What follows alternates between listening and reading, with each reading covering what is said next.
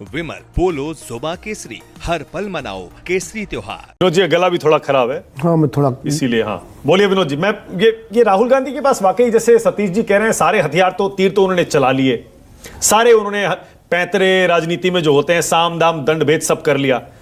अब उनका game over हो गया है, बस वो वेट कर रहे हैं कि कोई ना कोई कहीं कुछ मोदी जी गलती करें और अपने आप कोई चुनाव जीत जाए। देखिए, जब तक व्यक्ति राजनीति में रहता है किसी का गेम ओवर नहीं होता है, ऊपर नीचे होता रहता है, ओवर नहीं होता गेम। राहुल गांधी, मुझे लगता है कि अब राहुल गांधी का गेम क्या है तो राहुल गांधी जाने, थोड़ा बहुत शायद तहसीन जानते होंगे या पंकज जी जानते होंगे, मैं तो एक विश्लेषण ही कर सकता हूँ। राहुल गांधी लगभग उसी तरह, उनके लिए वो मुद्दे को ज़्यादा प्रमुखता दे रहे हैं। चुनाव जीतना, वैसे लोकतंत्र में चुनाव जीतना पहली शर्त होती है, लेकिन राहुल गांधी चुनाव जीतने से ज़्यादा मुद्दे को प्रमुखता दे रहे हैं। जैसे आप याद कीजिए कि 1952 से लेकर के और 1990 तक जितने चुनाव हुए, जनसंघ और भारतीय जनता पार्टी हारे, ज़्यादा हारती रही। कहीं समिति सरकार बन गई, जीत गए, लेकिन उसने मुद्दे नहीं छोड़े अपने। वो राम मंदिर का मुद्दा, उसका 370 का मुद्दा, उस ट्रिपल तलाक का मुद्दा, ये सारे मुद्दे, समान नागरिक संहिता का मुद्दा और जो उसके मुद्दे हैं, उन मुद्दों को उसने नहीं छोड़ा। वो चुनाव हारती रही लेकिन मुद्दे नहीं छोड़े उसने। राहुल गांधी को दूसरी लाइन पर है कि हम अपना मुद्दा रखेंगे, चुनाव उनको लगता है कि देर सवेर उनके मुद्दे जनता के बीच में जाएंगे और उसके बाद जनता उनके पक्ष में मतदान करेगी। रास्ता लंबा है लेकिन यही रास्ता। दोनों में एक फर्क बताऊं विनोद जी, जो मुझे पहली नजर में समझ में आता है, जब बीजेपी ने वो हिंदुत्व और वो सारे मुद्दे उठाए, उनके कंपटीशन में कोई और विचारधारा वाली पार्टी उस तरह की नहीं थी, जबकि कांग्रेस के सामने सारे क्षेत्रीय दल उन्हीं मुद्दों पर खड़े हैं। तो सबसे बड़ी चुनौती, दुविधा तो राहुल गांधी के सामने यही होगी ना कांग्रेस के सामने। हिंदुत्व की अकेली पार्टी जनसंघ बीजेपी थी उस समय में, तो उस समय हाँ। आज भी वही है। शिवसेना कुछ समय के लिए महाराष्ट्र में थी, उस सहयोगी बन गई थी। लेकिन क्या है कि राष्ट्रीय स्तर पर तो कांग्रेस ही है ना मुद्दों की पार्टी। एक राष्ट्रीय पार्टी के रूप में तो धर्मनिरपेक्षता और जो भी उसके मुद्दे हैं कांग्रेस के, वो कांग्रेस पार्टी है। अच्छा, दूसरा क्या है, राहुल गांधी के मुद्दे कारगर भी होते जा रहे हैं। भाई जाति जनगणना की मांग बड़ी शिद्दत से उठाई, आज सरकार मान गई ना। नोटबंदी को लेकर के सबसे पहले राहुल गांधी ने विरोध किया, आज सरकार खुद नोटबंदी का जिक्र नहीं करती। चाइना एग्रेशन को लेकर उन्होंने बात उठाई, अल्टीमेटली 15 राउंड सरकार भारत की और चीन की बातचीत हुई ना, तो कहीं ना कहीं कुछ गड़बड़ था। तो इस तरह से मुद्दे जो है वो जो उठाते गए, जीएसटी को लेकर के सरकार को आखिर क्या बदलना पड़ा ना, चाहे देश में बात बदला आप लाए ना, उसको कम करना पड़ा। तो जो मुद्दे राहुल गांधी उठाते हैं वो मुद्दे माने जाते हैं। लैंड एक्विजिशन का मुद्दा देख लीजिए, किसान कानून का मुद्दा देख लीजिए। लेकिन दिक्कत क्या है, कांग्रेस पार्टी की समस्या है कि कांग्रेस पार्टी इसका श्रेय ढंग से नहीं ले पाती। कांग्रेस पार्टी क्या करती है, जब कोई सरकार बात मानती है तो कांग्रेस की तरफ से ट्वीट आएगा, सरकार तुम्हारी सिस्टम हमारा। अरे ये थोड़ी है। आपको ये कहना चाहिए, आपको स्वागत करना चाहिए, आपको कहना चाहिए कि आपने हमारी बात को माना, इसके लिए आपको साधुवाद और स्वागत करते हैं हम, और हम अगला मुद्दा भी उठाएंगे, आपको मानना पड़ेगा। तरीका है बात को कहने का। अब ये सरकार हमारी, सिस्टम तुम्हारे से थोड़ी चलता है काम, सिस्टम हमारा। तो आप अपनी उपलब्धि को जनता के बीच में कैसे प्रेजेंट करते हैं, ये आर्ट मौजूदा कांग्रेस पार्टी के पास नहीं है। अच्छा, आपने बड़ा अच्छा उदाहरण दिया विनोद जी। कांग्रेस पार्टी के नेता और आजकल की सारी जितने भी यंग जनरेशन के लोग हैं, वो तो उस ट्वीट को बड़ा पसंद करते हैं, सरकार हमारी सिस्टम तुम्हारा। तो राहुल गांधी के टारगेट पर जो यंग लोग हैं, क्या ये स्ट्रैटेजी आपको लगता है ये सही है, चाहे यही भाषा इस्तेमाल करना? ये तो एक उदाहरण है। ये वही लोग, वो जेन जी और वो है ना, नहीं माफ कीजिएगा, ये वही लोग हैं जिनके बारे में तहसीन पूनावाला आनंद विजय कह रहे हैं कि जय जयकार करने वाले लोग हैं। देखिए, सोशल मीडिया से चुनाव नहीं जीते जाते। और राजनीति में मैं राहुल गांधी से ज्यादा राहुल गांधी के इर्द गिर्द जो लोग हैं उनकी जिम्मेदारी। राहुल गांधी मुद्दा उठाते हैं, राहुल गांधी मेहनत करते हैं, राहुल गांधी कश्मीर से कन्याकुमारी तक भारत जोड़ो यात्रा करते हैं, मणिपुर से मुंबई तक की यात्रा करते हैं, बिहार में। लेकिन उनकी पार्टी के लोग इन मुद्दों को, इन सवालों को नीचे तक नहीं ले जाते हैं। वो बाराती मानसिकता में रहते हैं कि शादी में गए, फोटो खिंचाई, लिफाफा दिया, रसगुल्ला खाया, नमस्ते किया, चले गए। वो पार्टी की मानसिकता में रहते थे। बीजेपी में मोदी जी जो मुद्दा उठाएंगे या पार्टी जो तय करेगी, उसका एक आम कार्यकर्ता भी नीचे तक ले जाता है। चुनाव होंगे, वो बूथ लेवल का कार्यकर्ता हिलता नहीं है वहां से। ये सारा मैनेजमेंट कांग्रेस पार्टी को सीखना पड़ेगा।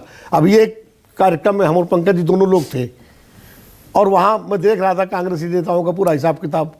ऐसा लग रहा था जैसे सत्ता में हो, वो आज भी सरकार उनकी हो उनके इर्द गिर्द बस एक मतलब एटीट्यूड की मैं बात कर रहा हूं भाई। इस एटीट्यूड से आप जनता का विश्वास नहीं जीत पाएंगे। आपको उसके लिए मतलब बहुत सारी चीजें बीजेपी से सीखनी। आप आरोप लगा दीजिए वोट चोरी के, ठीक है, हो सकता है आपके आरोप में कोई कुछ तथ्य भी हो। वैसे अभी तहसीन एक बात कर रहे थे, कर्नाटक एसआईटी ने तहसीन एफआईआर कर दी है उसको लेकर के, आनंद को लेकर, वो सेकंड मामले में। आज ही इंडियन एक्सप्रेस की खबर है, आप पढ़िएगा उसको पूरा, उसमें तमाम अधिकारियों के खिलाफ आज खबर है। लेकिन वो अलग मुद्दा। मैं कह रहा हूं कि मान लीजिए आपके कहीं कहीं चुनाव में धांधली के आरोपों में दम भी हो, पहले भी धांधली होती रही है और धांधलियों के आरोप भी लगते रहे, लेकिन खाली चुनाव की धांधली के आरोप से आप नहीं कर सकते। आपको अपने घर के कील कांटे दुरुस्त करने पड़ेंगे ना। आपको आपके जो तमाम स्टेट ऑर्गेनाइजेशंस हैं उनकी क्या स्थिति है, उनके लीडर कौन है, आपका एक चुनाव खत्म हो जाता है, आप जीतते हैं या हारते हैं, उस राज्य की फाइल आप बंद कर देते हैं, उसके बाद 4.5 साल तक उस फाइल उस राज्य के बारे में कोई सोचता नहीं है। अच्छा विनोद जी, एक मुश्किल सवाल पूछूं? हाँ पूछिए। आपको लगता है कि राहुल गांधी ही कांग्रेस पार्टी की सबसे अच्छी इस समय ऑप्शन है, विकल्प है, नेता के तौर पर, चेहरे के तौर पर? क्योंकि अक्सर ही डिबेट होती है, हार रहे हैं बदलिए, प्रियंका को लाइए, कांग्रेस के अंदर परिवारवाद से निकलिए, किसी और को लाइए। आपको लगता है इस समय जो कांग्रेस में नेता हैं उसमें सबसे अच्छा ऑप्शन राहुल ही है? इसमें तो मुझे कोई दो राय नहीं, सबसे अच्छा ऑप्शन राहुल गांधी है मेरे हिसाब से। हो सकता है मेरी बात से और मित्र लोग सहमत ना हो, मेरे हिसाब से प्रियंका जी उनके लिए बहुत बेहतर, क्या कहते हैं, पूरक सहायक हो सकती है। उसका कारण बताऊं आपको मैं। देखिए, अगर राहुल गांधी के खाते में हार दर्ज है तो जीत भी दर्ज है। हम ये जाति करते हैं राहुल गांधी के साथ। अध्यक्ष थे वो, 3 राज्य जीती थी कांग्रेस, मध्य प्रदेश, छत्तीसगढ़, राजस्थान, और तीनों राज्य बीजेपी से जीती थी, कोई क्षेत्रीय दल से नहीं जीती थी।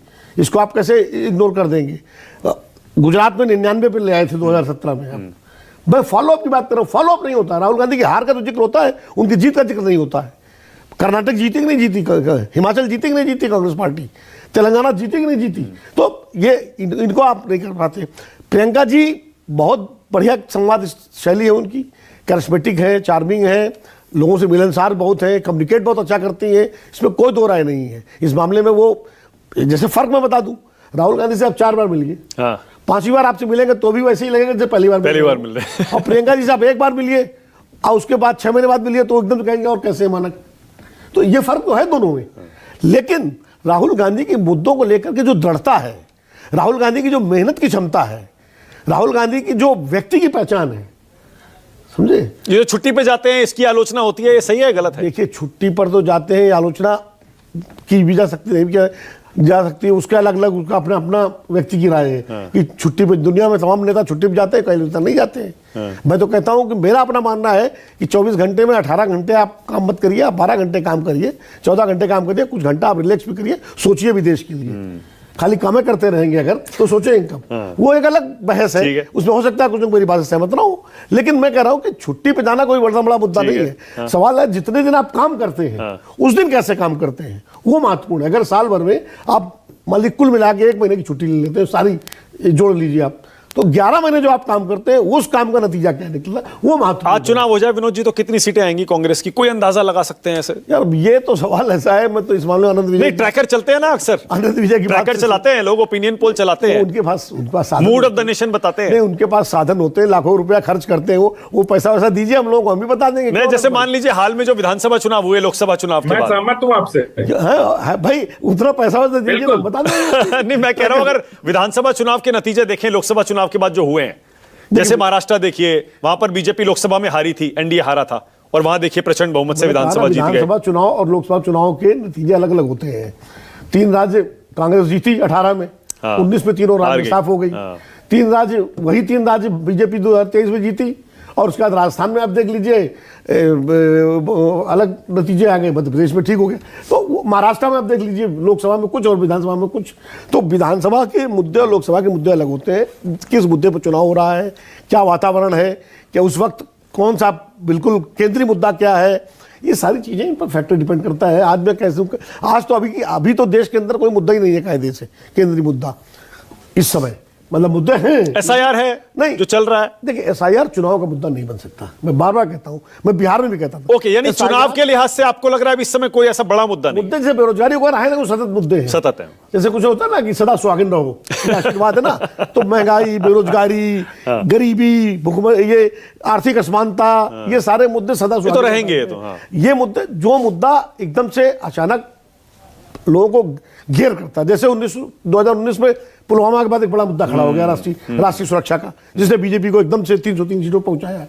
2014 में परिवर्तन का एक मुद्दा था, जो बैगेज था मनमोहन सिंह की सरकार को लेकर के तमाम आरोपों के, उससे 283 सीटें बीजेपी की आई। 2024 में संविधान का मुद्दा आ गया, जो 240 पे ले आया।